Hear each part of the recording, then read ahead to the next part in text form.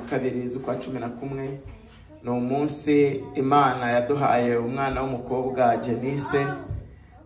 Imana imuduha ari umwana mwiza nkuko mumubona, irangije ihera uwo munsi murinda kugeza na n'uyu munsi. Kandi ukuntu Imana yo ari na nziza, buriya yo twe tutaramumenya, tutaramutekereza, tutanamuzi, tutaranahura, Imana yarezi ko uyu mwana azabaho. Hanyuma imurinda mbere yuko tumubona kugeza tumubonye na kugeza na n'uyu munsi, kandi iracyakomeje kumurinda.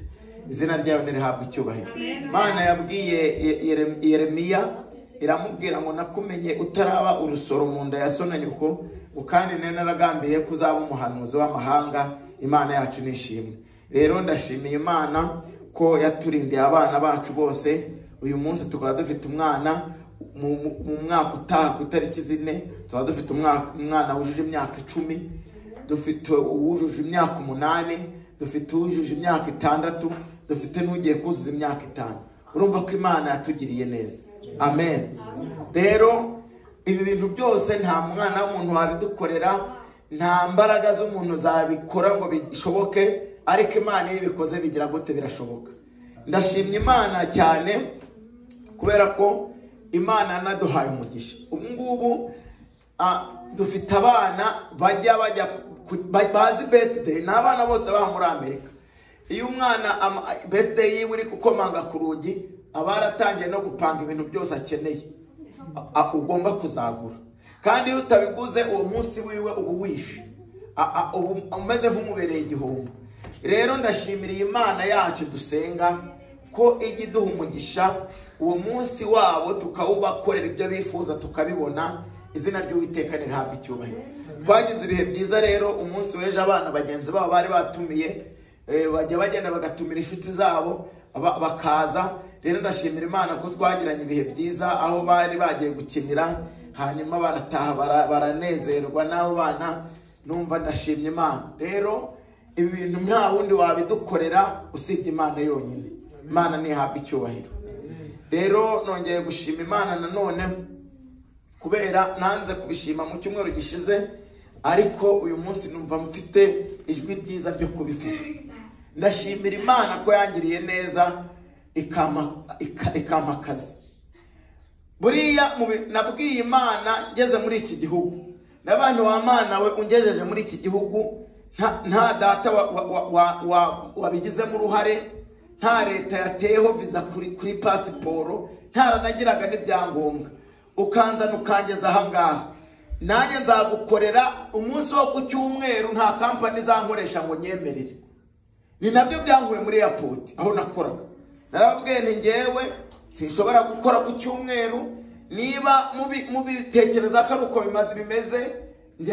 Naragiye nafashe vacation nari mfite, nyirangije nsubiraho nashyizemo ikote na karuvati n'ukweto naruhanaguye neza. Ndagenda nababwira nti mwaramutse kure HR. Nababwira nti ikintu kinzinduye rero kinzanye ahangaha nta kindi, nagira ngo mbabwire ko nje kubasezeraho ko ntazasubira ku kazi. Ngo sobije bite? Nababwira nti kubera yuko mwavuze yuko nzajya nkora ku cyumweru. Nari maze imyaka 7 nkora kuri airport. Nabakorera akazi kose, nabaye umusupervisor, nkajya nyobora abakozi banyu neza, akazi kanyu nkabakabakorera nk'uko mwari bishakaga. Kuba mubonye ko mugeze mu gihe mushaka kuntandukanya n'Imana, ntabwo nzabibemerera. Amafaranga ndayakeneye, ariko nzajya kuyashakira n'ahandi. Ndagenda mbahereza badge yabo mu mahoro no mu mutekano. Badge yabo ndayibaha, maze kuyibaha ndahaguruka ndataha, nishatse kandi kazi. Rero nashatse kandi kazi, nkora muri beef.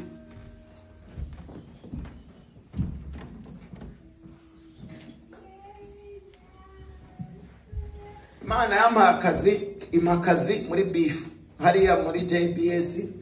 Ntangira kuhakora, ndakora, ariko numvaga target kubera ko namvuye kuri airport ndi supervisor, numvaga gukora akazi gaciriritse, numva ntabishaka. Ariko ndavuga nti nzagakora. Buriya narababwiye mw'abantu, mu kazi njya nkora mu mutwe wanjye harimo ibintu bitatu. Ikintu cya mbere, nanga umuntu waza kunsimbura akantuka. Ntahari. Buri igitutsi cy'umuntu agutuka udahari kibari nacyo kinanafata kandi buri hari abantu batekereza ngo ibitutsi ngo nta kintu bivuze. Ibitutsi biragatsindwa. Iyo umuntu ari kugutuka kandi agutukira ibintu nyakuri biranagufata. Ibitutsi bitagira icyo bivuze n'umuntu ugutuka ntacyo agutwaye, nta kintu aguhora. Iyo umuntu ari kukuvugaho ibintu wamukoreye, Imana nayo iravuga ati nuko niko byagenze. Rero iyo ndi ku kazi nkora ntekereza ibintu bitatu.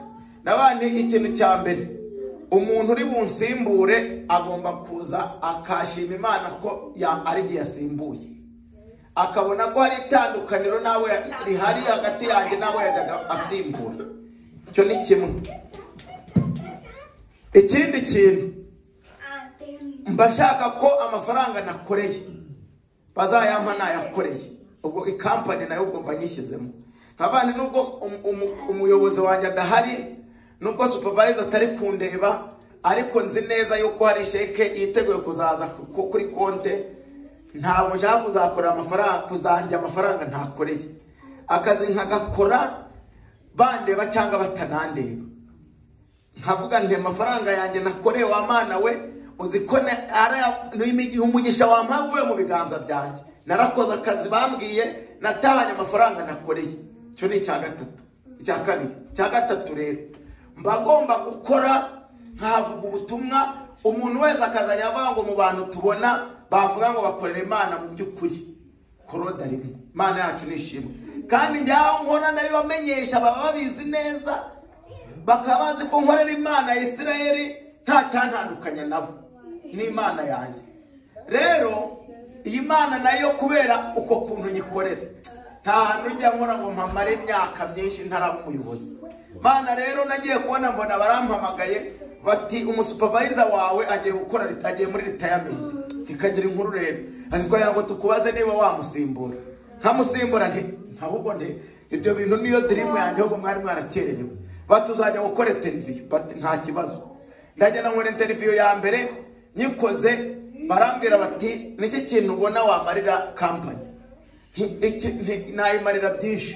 Ikintu cya mbere, iyo ndi gukora ngewe sinkora ibyo bintu mbabwiye nibyo nabasubiriyemo. Bifite principe zitatu nishyizeho zingenga. Ikintu cya mbere, iyo nagiye mu kazi, kubera ko haba hari umuntu uri bunsimbura agakoraho narindi gukora, agomba kuza akansimbura agasanga nta shyano nahakize, agasanga akazi akishimira kansimbuye. Ikindi cya kabiri, amafaranga mu mpa ngomba kuyarya nayakoreye.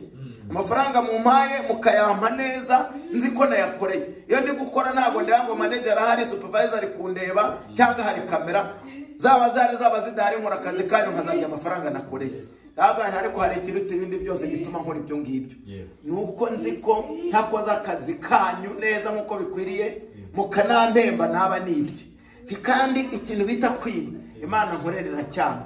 Batesura umukristo sindi umukristo gusa, ndi umukristo wa Kristo kandi nyikorera ndi no mu rugendo rujya mu ijuru. Batesa ahantu wakoraga mbere wahavanwe n'iki, nicyo cyahambuye. Bashatse kuntandukanya n'Imana, mpita mbasubiza badge ndababwira nti musigarane na Satani mwahisemo. Ese byagenze nti barambwiye ngo nzakora ku cyumweru, mbabwira ko bidashoboka. Tukomeza tubinegose yambona ntibabyumva. Mbonye batabyumva, nasubiyeyo nambaye ikote na karuvati, mbashyira uniform zabo ni badge, mbasezeraho ndagenda. Icyo cyonyine nicyo cyonyine nangaha nubwo mubona nahaje kuko mudakora ku cyumweru. Ariko Satani yabasuzuguye mukambira ngo nze ku cyumweru, nubundi badge nayibahereza ngahita nikomereza. Bati noneho turi religious, ndi umuntu ndi religious, ariko noneho bimwe bikomeye cyane kuko nabaha iminsi yose, ariko ku cyumweru nta muntu wankoresha ngo nemere. Namwe mwabo umugabo supervisor muzamenye ko ku munsi bita ku cyumweru muzajya muzindirwa munampamagara, ntimuzanatekereze ko tuzabinegosiya, nta bizaba bihari. Baravuga bati ndumva ufite principe zikomeye. Rero ndashimira Imana ko ubu noneho ntabwo nyiri umukozi uhembwa ku isaha. Numva ikintu Imana yankoreye, ntabwo ari diplome, ntabwo ari amashuri, nta kintu bareba, nukuvango nta kindi kintu barebeyeho. Imana yararebye ibona birankwiriye, bahita babimpereza. Ubu nasinye kontara ihoraho, igihe cyose nkibishaka gukora muri ya company, mfite kontara ihoraho mpembwa naba nakoze naba ntakoze. Nzajya mpembwa amafaranga ahoraho adahinduka. Bashobora kwahindura bayazamura, ariko company bavuga ngo uyu munsi nta kazi gahari, ubundi yo bavuga ngo nta kazi gahari, ubwo nyine sinakurokinze yini nukuvuga ngo uwo munsi ndawuhombye. Ariko bavuga ngo tutonde, tutatonda amafaranga yanjye azajyaza. Noneho mwumva ibyiyongere hejuru y'ibyo bintu. Buri mezi 3 bazajya bafata amafaranga mpembwa bayongereho 10%, bayampe ntayo nayakoreye. Buri mezi 3 bazajya bongeraho ayo nakoreyeho 10%, bayampe nta nayakoreye. Buri mezi 3. Ibyo ngibyo kandi bihoraho mu gihe cyose nzaba ngikeneye kuhakora. Rero munyumvira ibyo bintu nta sinigeze nagiye barambwiye ngo genda bashyize position online, babikora online. Manager barambwiye ngo genda wapurike akazi turakaguhereje. Nge napurika akazi gafite. Muri make nagiye kwapurika online, babimbwiye ngo genda wapurika ubu supervisor, ndabwapurika barambwira ngo muri make nabonye akazi ntarana kapurika.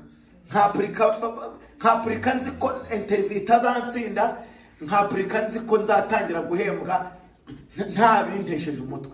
Mu gihe abantu baba bari kurwana online bari kwapurika, barapurika nzi ko ibi application byose bihari bizapfa ubusa. Ngewe yanjye iri izemerwa.